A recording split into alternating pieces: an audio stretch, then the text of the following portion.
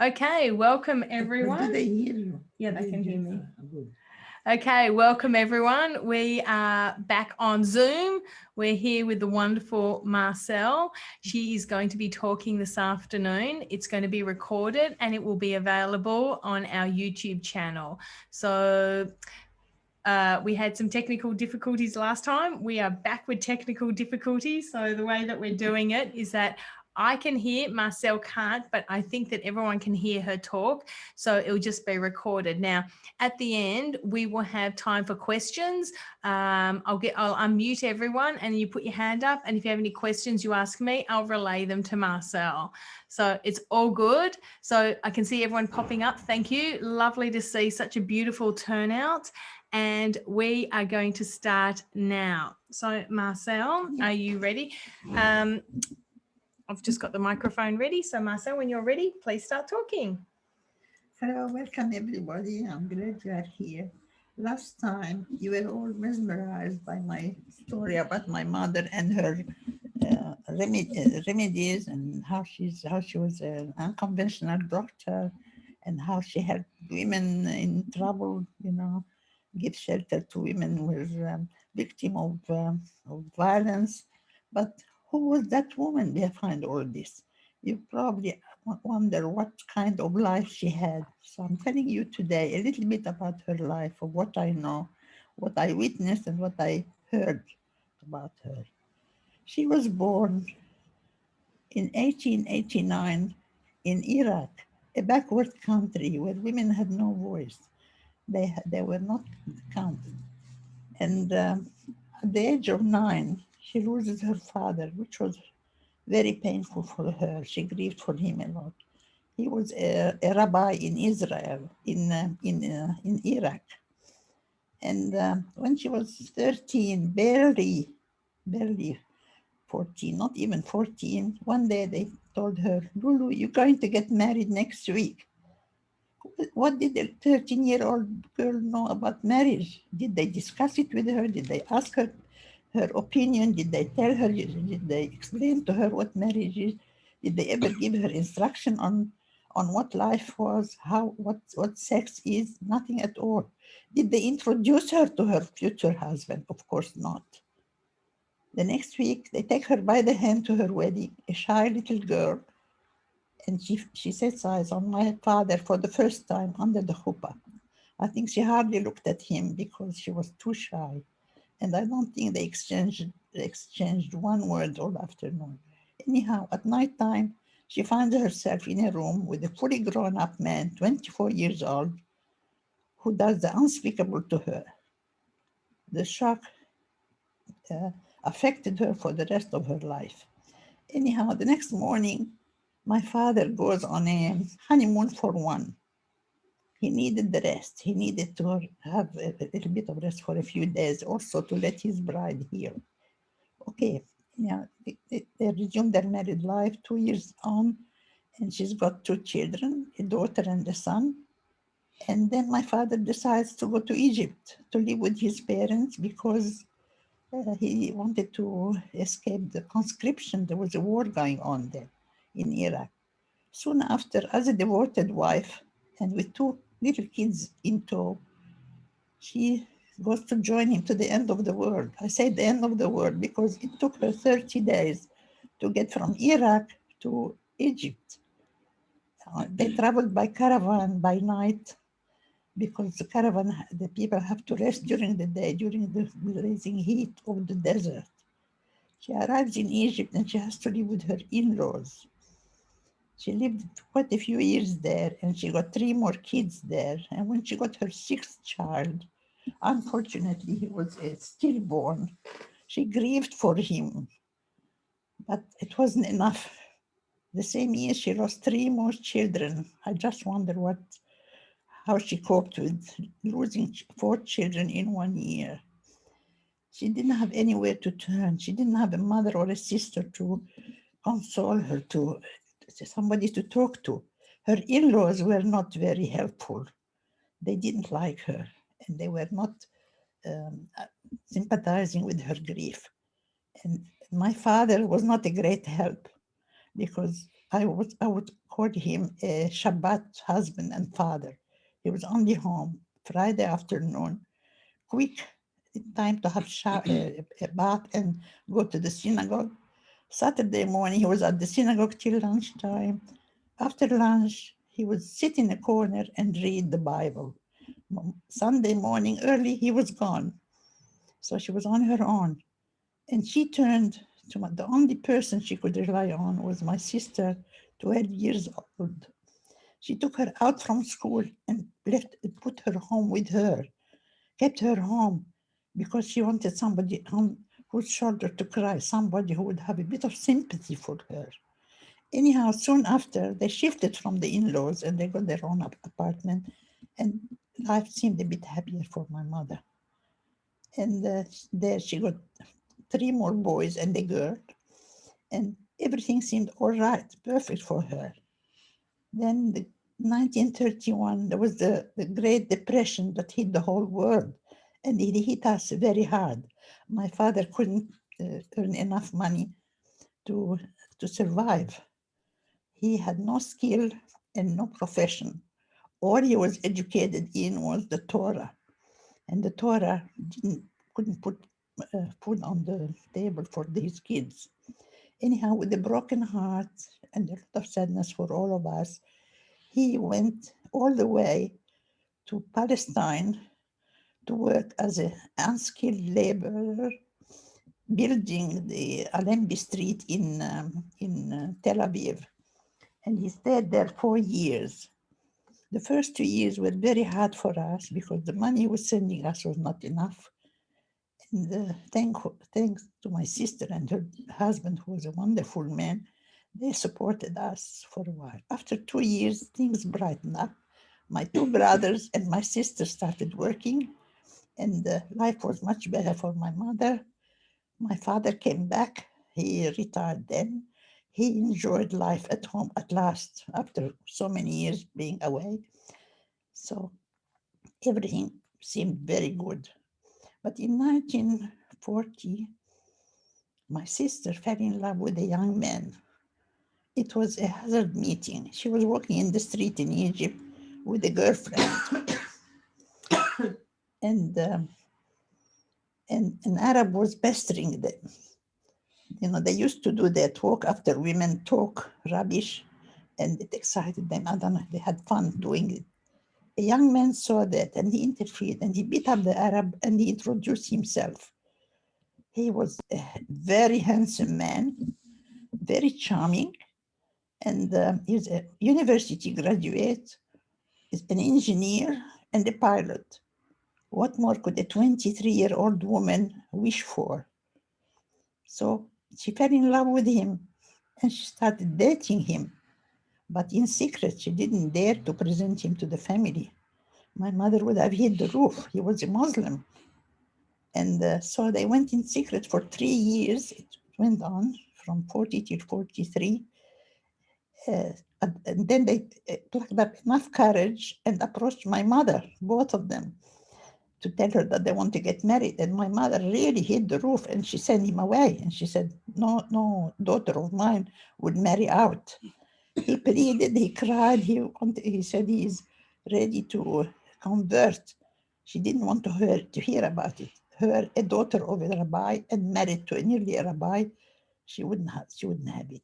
Anyhow, she thought it was the end, but it wasn't. Because they continued to see each other in more secret for another 3 years. At the end, they had to do something. And with a broken heart and a lot of guilt, my sister left home and married him. And it broke my mother's heart completely. It was like death in the family. For 3 and 4 years, my mother was sitting in a corner, not eating, not drinking, crying, and thinking, what did I do? Why a daughter of mine does this to me? Anyhow, my sister did all the compromises. She gave up her religion. She changed her name. They went to live very far away in a village surrounded by Arabs so that nobody would recognize her. And so it was very bad at home. And we didn't tell anybody about what happened to her. We told friends, relatives, even my own father. We told them that she went to Palestine with some youth group, and everybody believed it. The following year, I got married, and that put a bit of happiness in our home. And then a few months after, things went very bad in Egypt, the Arabs against the Jews and the Christians. Our life turned upside down. It was murder and no protection. And lucky were the people who had a passport who could go could leave the country. And I had a passport by marriage, British subject. So we could leave the country. And with a broken heart in 1949, and I broke my parents' heart also, I left and I came to Australia. And my mother felt like she's losing another daughter because she never thought she would see me again. A month after I was here, I heard the bad news that my brother had a very bad accident and he lost a leg. And that's more unhappiness for the family, especially for my mother. Coming back to my sister, after she married this Muslim, the love and the passion flew out of the window for him. She was nobody for him. And in 2 years, she gave birth to a daughter and a son because she wanted to please her husband and she loves children. Despite all the warning from the doctors not to have children, she had a very bad heart. And this made her heart deteriorate more. It got worse and worse. And 2 years into their marriage, in 48, when these things happened between the Jews and the Arabs, he hated her. He hated being married to a Jew. He was ashamed of her. Where was all the love? Where was all the love, the sacrifice she made for him? So it was all forgotten. And he had already the other woman in the house, his future wife, living with them. My sister was sick. He didn't bring her any treatment. He didn't call doctors for her. At the end, in 1951, at the age of 34, she lost the battle. It was guilt. It was disappointment for her, for this man who she thought he will protect her for the rest of her life, and she died. And for my mother, it was her daughter died for the second time. And the night they knew that she was married, she died, it shattered my mother completely, and it shattered my father even more because it was a double blow for him. First, to know that his daughter died, and he didn't even know she was in Egypt. He thought she was safe in Israel. And also, he learned the truth. So it was very, very hard for him to take. And a few months after, he died. I think he died of broken heart. He couldn't take it. And after that, the last thing that happened bad was the house where they were living, my mother, father, and my sister and her children, the other brother and his family, the fourth-story house, 8 apartments. I'm in here. Half of the house collapsed from top to bottom. Lucky, nobody died, and they pulled the people out of the windows and balconies. After that, my mother and my 3 brothers and sister left for Israel with their families. And there, my mother's luck turned 360 degrees. She was happy. As soon as she arrived in Israel, she was reunited with 2 sisters, the children and the grandchildren. She hadn't seen the sister and the nephew and the nieces and nephews for over 40 years since she left Israel. So this made her very happy. The family grew. She had more grandchildren, great grandchildren. So she saw a lot of happiness from all of them. There was no death, thank God. And she spent 30 years in Israel, 30 years of happiness. She was not short of money because she was getting her pension. And out of the pension, she would save a bit of money every time and put it in an old-fashioned little purse under her pillow, not in the bank. And whenever a grandchild or any child came to visit her, which was all the time, every day, she would give them some money. First, she gives them food and then some money. So she had a lot of happiness for 30 years. Unfortunately, the last 3 years of her life were not good. She became blind, deaf, and crippled. But she was lucky to have a son who lived with her till the day she died, and he looked after her very, very well. He never wanted to put her in a home, and she died peacefully at the age of 97 in her own bed. I think the story of this woman should be in a Guinness Book of Record. She married very young, at 13. She gave birth to 10 children. She never spent one night in a hospital. She never had one stitch done to her body. And what else? She never believed in artificial thing, never put any powder or any cream or any lipstick on her. She never believed in artificial things like hearing aid, glasses, and still she needed this badly, really, but she didn't. So, and she left a big dynasty. The descendants now alive count at least 200. A lot of them in Egypt, some in America, a lot of them in Israel, and only about 7 members of her family here in Australia.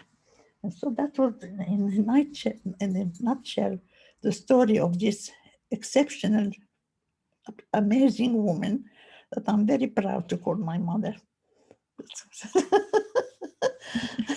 Oh my gosh. I'm like, I'm here on the side, by the way. Hello, everyone. I'm like blinking back tears with the two of us here. I just gut wrenched. That was unbelievable. I had a couple of quick questions that I'm going to start unmuting and seeing if anyone else, I'll get people to put their hand up and then they can ask questions. I was interested with the sister that that married the Muslim, and then she had the boy and girl, and then she died young. What happened to the children? It's another story. Oh, that would take another day. Oh, okay. I didn't know if they stayed with the father. Yeah. At the funeral. Mm-hmm. He was so bad. He insisted my mother and father wanted to give her a Jewish funeral. Yeah. And he insisted to bury her with the Arabs to spite the family. Oh my gosh. Also at the funeral, my other sister, my older sister, went to the funeral. She was the only one who represented the family. The other couldn't go. And at the funeral, he told her in a very rude way, I don't want any of you to get in touch with me or try to see the children. So we didn't see the children, but 40 years later, we went to visit them in Egypt. My nephew lives in Egypt. I visited him with my sister. Yeah. In 1988, he was a 40-year-old, a very handsome man, because his father was very handsome. Yeah. A very polite man. He gave us a wonderful 2 weeks there, and we saw him with his wife and 3 children. My niece lives in America now. She gave birth to 10 children. I don't know how many her children are married, and each one has got 10 or 20, I don't know. And my other niece is contact with that niece in America, and but the one in Egypt, unfortunately, once we left, he didn't want to have anything to do with us. Look, he's been brought up Muslim. I was about to say they're both being raised Muslim, even though they came from a Jewish mother. It's very difficult for them. But the son was very interested to see photos that my sister took with us. We took with us when we went to Egypt. And that's they're still in it, but they don't want to be in touch with us. They don't want any communication. That answers your question. Thank you. Okay, so I've just started unmuting. Just to make it easier, I'm going to ask people to just put your hand up, please, if you have a question. And let me just put, so I'm just fixing all of this up so we can see. Simone, do you want to go first? Hi, Marcelle, it's Simone. She can't hear you, unfortunately, she? because of the technical Okay. difficulties. So sorry Okay. about that. So do you want to ask the question through me, because I can Yes. hear, and then I'll pass it on? Yes, the niece who had 10 children in America, did they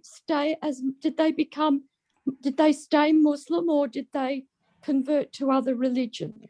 The niece in America that we talked about with the 10 children, did she stay as a Muslim? Yeah, all of them. All of them. All Yes. of them. Very Muslim. Very. All Muslim. Yeah. Anyone else have a question? Hannah. Was it normal in those days for a girl to be married without giving her permission? Hannah's interested to know, with your mum, that, you know, being married so young, was it acceptable for her to be married so young without her permission? Of course. That was the thing on. they had no say. Even Jewish girls? Jewish girls, they lived like Arabs, really. You know, In Iraq, yeah.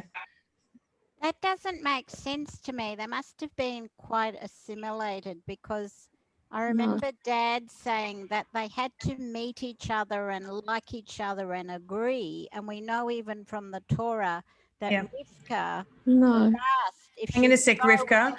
there. Yeah. So Rivka's saying that she's a bit surprised about this, that there was an expectation that even being assimilated, that they should have still had an opportunity to meet and to... No. So Simone's agreeing here. So Rivka, Marcel's just saying no, that's just not how it was. They were just too assimilated in Iraqi culture. Is that correct? Yeah. And don't forget, it was in the end of the 1800s, you know. Yes.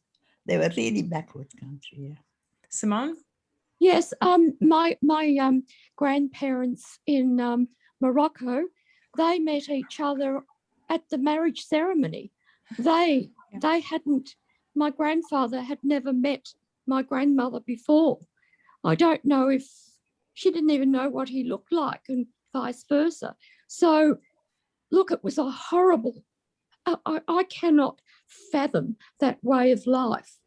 And hang on a sec, Simone, I'm just passing this on. So she's just giving a story about her grandparents in Morocco, and they, same thing, they met under the chuppah and they did not meet. And she's just saying how horrific it is. And I can't even imagine the trauma for a 13-year-old. I tell you, the trauma and what happened to my mother is that this night marked her for the rest of her life. You know what I mean? It was at the age of over 90. I was there.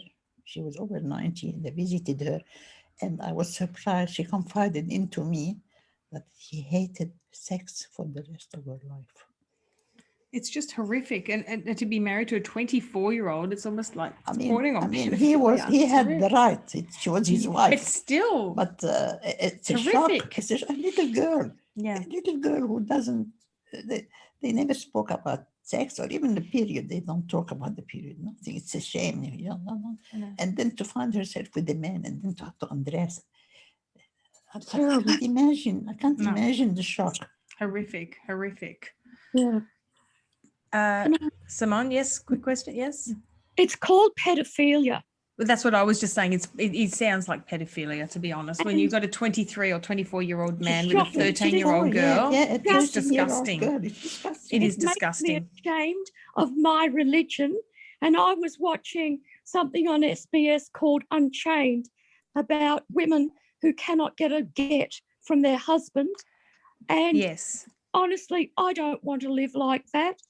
Simone, I think we can't, that's a generalization here. And I don't think that, you know, we can extend that to the whole of Judaism. It goes on the people itself, okay? Not all men who are 24 violate women, and not all men refuse to give a get to their ex-wife. So it's the person, whether they're Jewish or not, you've got bad people.